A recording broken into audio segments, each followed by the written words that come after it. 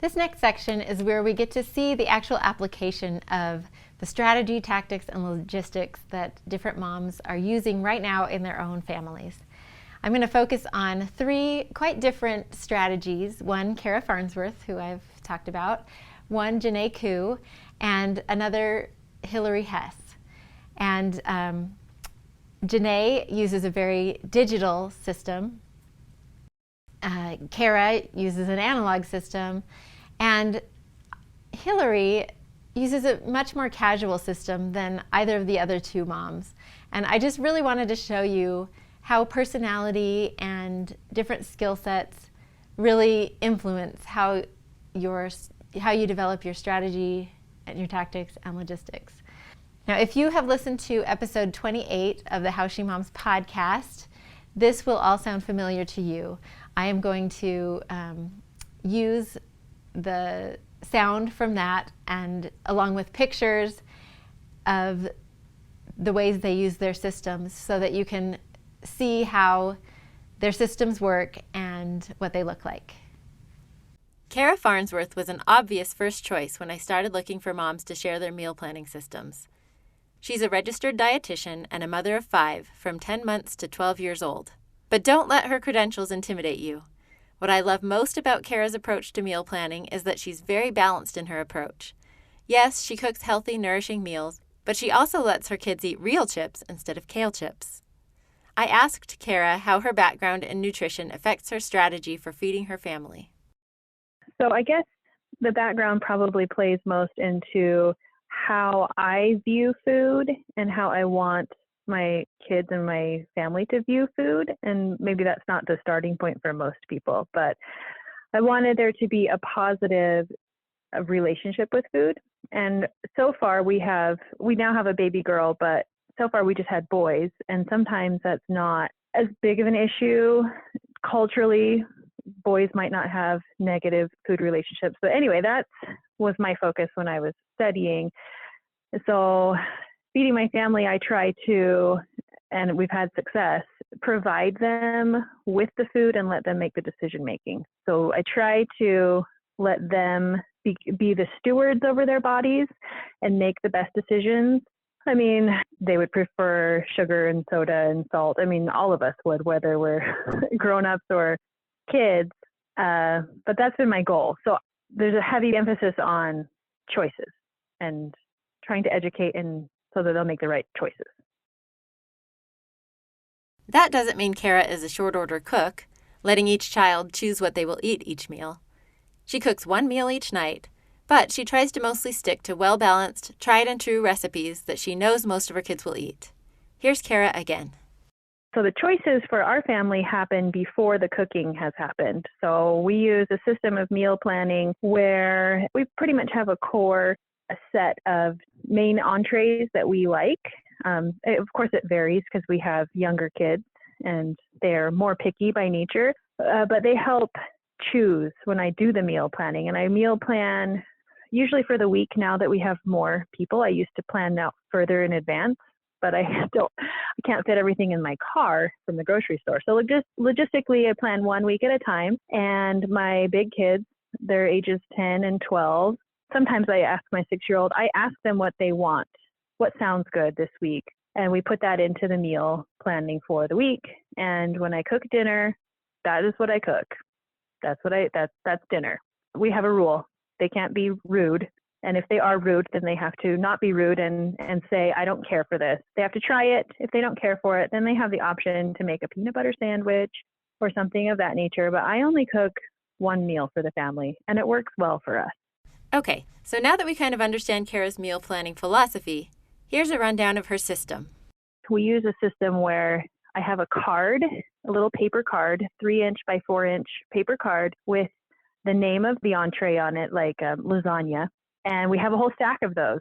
And so they'll help me go through and they get to pick out, throw them down here on this pile. What sounds good to you? Lasagna, spaghetti, they throw it into the pile and then I pick what I'm going to shop for and what day of the week it is. So I guess it's kind of a surprise for them.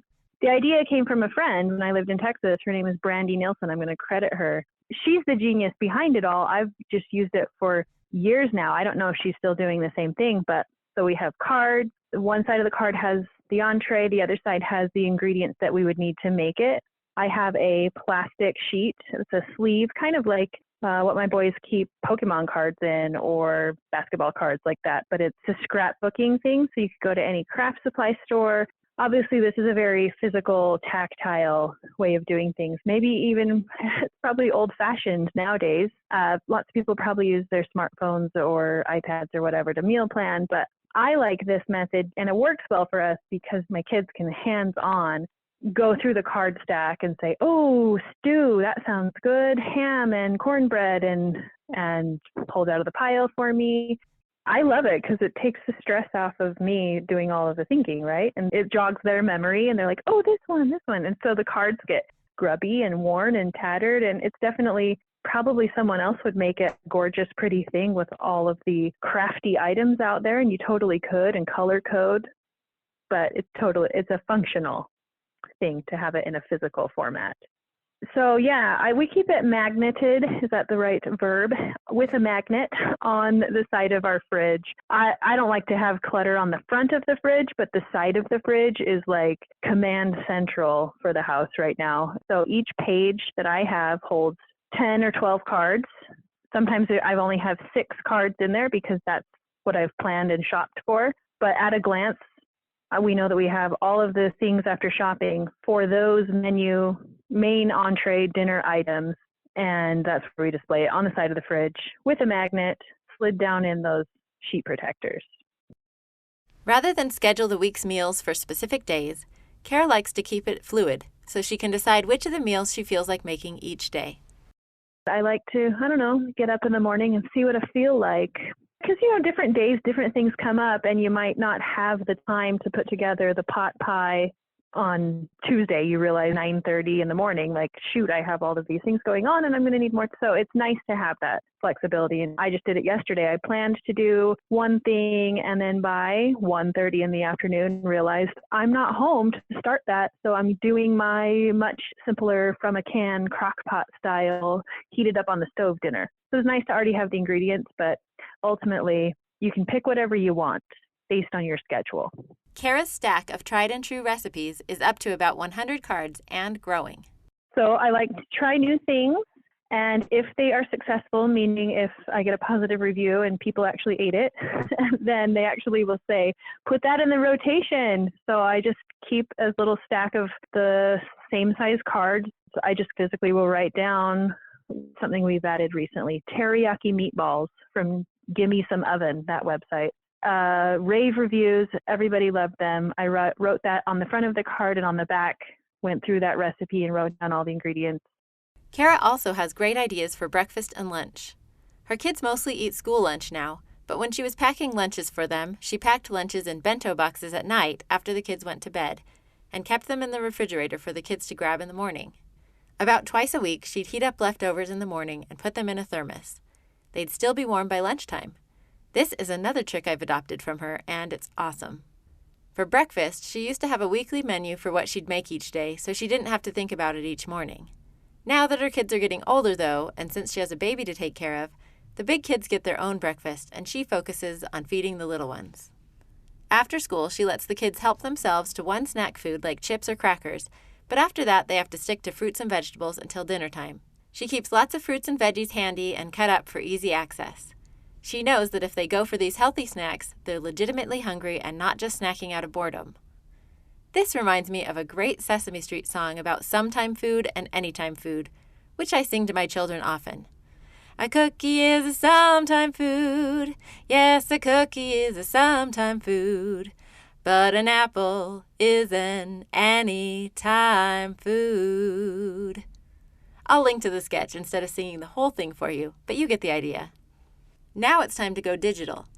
There are many good reasons to use a digital system for planning your menu. Most obviously because you always have it with you. I actually used a completely digital system until last year, and it worked great for me for years.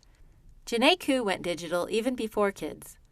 Although the system and specific apps have changed over the years, she swears by it, especially since cooking dinner is not really her thing. Or, I should say, it's not her thing anymore. She liked cooking before kids, but it lost its charm when all her kids want is chicken nuggets and tater tots. Her primary strategy is to cook as little as possible, go to the grocery store as little as possible, and just streamline and simplify however she can. Part of the reason for this is that Janae has lupus, which really limits her energy level, especially by dinner time. On top of that, she can't eat dairy and has to limit gluten. Her daughter is allergic to yeast, and her husband avoids carbs. So what's a girl to do? Automate. Janae uses 2 main apps in her menu planning system, starting with an app called To Do. Here's Janae. So I have an app called To Do, which I use for everything. I have a lot of recurring to-do lists on there, things I need to buy, errands I need to run, anything from like scheduling kids' appointments to I have the dinners in there. So I'll have just a to-do checklist that has all of the dinners listed that we have eaten in the past and liked. And then the app lets you put a date next to it, put a due date on the task. So it treats it like a task, but I use it as my menu planning. And if I have the things for that recipe and I feel like making that week or in the next couple weeks, I'll put a date next to it. I usually just put a date 2 or 3 weeks out so that there's some flexibility about when I do it. And then I have on my to-do list a task on Tuesdays to actually plan the meals for the upcoming week. I find Mondays are too busy and I don't like doing it on the weekends. So if I'm on my game, I do it on Tuesday. At that planning session, she also adds any ingredients that she doesn't have on hand to one of her shopping lists. On another app, Any List. It allows you to have multiple lists. And then it will also organize it by category of where it is in the store. So I have a list for Costco. I have a list for Walmart. I have a list for just general groceries, which is usually Sprouts. And when you check something off, it doesn't delete it. It keeps it in there. And so you can go in and you can look at your deleted items. And then I just go in and look at what I'm out of and I just uncheck it. And it just goes back on my list. So we're just repeating the same things over and over again, and I don't have to come up with them. It has some cool features. If you do the premium version, your spouse can have the app too, and they can add to the same list as you. But my husband doesn't really put things on lists, so I just email him the list. He does all the Costco shopping because he works near Costco, and so he'll just kind of go on the way home, and then I don't spend as much buying random things that I didn't need. So I will just email him the list. It lets you email the list or share the list with somebody else that has the app or print it, or I think there's a couple other options, but those are the ones we use. I've synced the Any List with Alexa, and most stuff gets added to the list through Alexa while I'm cooking and realize that I just used the last of something, and I can hands-free add it to a general list that I have on Alexa or to a couple specific lists that I've synced with Alexa. And the Walmart app too, if you do Walmart pickup, they have the favorites. And so I just go through and pick off the favorites, what I know we're out of, and just don't order the things I know we have. So many great ideas there, especially the idea of the recurring grocery list items, so you don't have to reinvent the wheel every time you make a grocery list. Genius! The next app she uses, though not as regularly, is Google Sheets to keep track of what she already has. I'm kind of a little bit of a food hoarder. I don't like to go to the grocery store, so anything that we use on a regular basis, I have extra on hand. And sometimes I forget what I have and things get buried in the freezer or in the cabinets. And so my husband was recently laid off for about 5 weeks. And we didn't know how long he'd be out. And so we decided, we just need to eat what's in the fridge and the cupboards or whatever, for now it's just, it will help with, lowering expenses. And so I went through and made an inventory of what I had. And I was surprised how many things I didn't remember were in the freezer that got pushed to the back, hamburger or something that I had already cooked and frozen extra of, things like that. So that's one thing I'm working on right now. I have not gotten that completely going, but keeping an inventory of what is in my garage fridge and what's in my inside fridge and freezer. And so then I'm aware of how much I have of things, and I stop buying more when I don't need it. And finally, when she wants to try something new or keep track of recipes she finds online, Janae uses Pinterest. She keeps her recipes organized in 2 main boards, Tried and True for recipes that are already in her AnyList app, and To Try, which she limits to just 4 to 5 recipes so she actually tries them. Then she either moves them to her Tried and True list if her family likes them, or deletes them if they don't. As you can see, Janae is all about efficiency. Another of her tactics is to make double batches of everything so she can add the extra meal to her freezer stash and have something to pull out on those nights that she's running her kids to martial arts or when she just doesn't feel like cooking. The next mom we're going to hear from has yet another different approach, which will especially appeal to those of you who want a little less structure. Hillary Hess is one of those people that you instantly feel like you've known for years at your first meeting. She runs her own food blog and podcast called A Helping of Happiness, and she also runs a very large household with 7 kids from 2 to 18. With that many kids, Hillary can handle a fair amount of chaos, which is probably why she's so good at involving her kids in planning and prepping meals. They're also the reason she's especially budget conscious when planning meals, and the reason she's flexible about her meal planning process. Perhaps her biggest priority, though, is making sure that mealtime is a time for the family to come together and connect. She also really tries to expose them to as many nutrient-dense foods as possible so they can grow up to like food that really fuels their body. That said, she also makes some tantalizing dessert. I can almost taste them through Instagram. Here's Hillary talking about her meal planning system. I try to plan our meals once a week. Sometimes I go every other week. It depends on kind of what's happening. If it's like the holidays and I know something's coming up. The way that I kind of get my ideas for what we're eating is I love to ask my kids what they like, because that way there's less complaining if they know there's going to be something that they like on the menu. So I try to get their feedback a lot. During the summer, I actually have them help me do some of the planning, but during the school year, it's just a little bit too hectic to get that done. But the main way I choose what we're going to eat is first I look at the ads and kind of look and see what's on sale or what's in season, just so that I'm not spending an arm and a leg at the grocery store. I'm not a big couponer or anything like that. I just kind of see, chicken breasts are, under $2 a pound or something. We'll do chicken this week, or beef's on sale. Another factor is kind of what I have in my freezer. If I know that I've got certain things in there that would be easy to use up. And then the main thing is that I look at my calendar and see what is happening during the week. Are we going to be maxed out most days of the week? And I'm going to need like a crock pot meal, something we can just open up and eat. Or is there a window of time where I'll be able to at least chop up something real quick and throw Hillary it in the oven? does make meal plans each week, but again, she's flexible about it. I'm not super rigid that it's the same day every week, but I do it before I go to the store. That way I'm not just willy-nilly grabbing anything in sight. And I do put on a wipey board in my kitchen every day of the week and what we're eating, because the kids are just always hounding me. And I'm not always going to stick to it. Usually I'll stick to what's up there, but not necessarily on the day. Maybe something comes up and I don't have time to make whatever it is that I chose to make on, like, we'll say for Monday, let's say that I had a sheet pan dinner that day, but then I'm looking at the calendar and realizing that really I need to make something like a roast or a chili or something, because I'm not going to have 20 minutes before we're going to eat to pop something in the oven. I need to just open the pot and eat right away because we have something else coming after. Or on the days that maybe we'll have a little bit more time, I'll be prepping right before we eat. But I usually do most of my dinner prep at lunchtime, just because that's about when I have time to do it. It's such trial and error, and it really depends on the day. The thing that I love about the meal plan is that the kids aren't hounding me about what is for dinner, because I hate it when they are all asking me that, and I'm like, I don't know, we'll eat something, quit asking. So writing on that wipey board, they just go, I'm like, just go look at the wipey board. I can't remember. Go see what we're having. I don't know.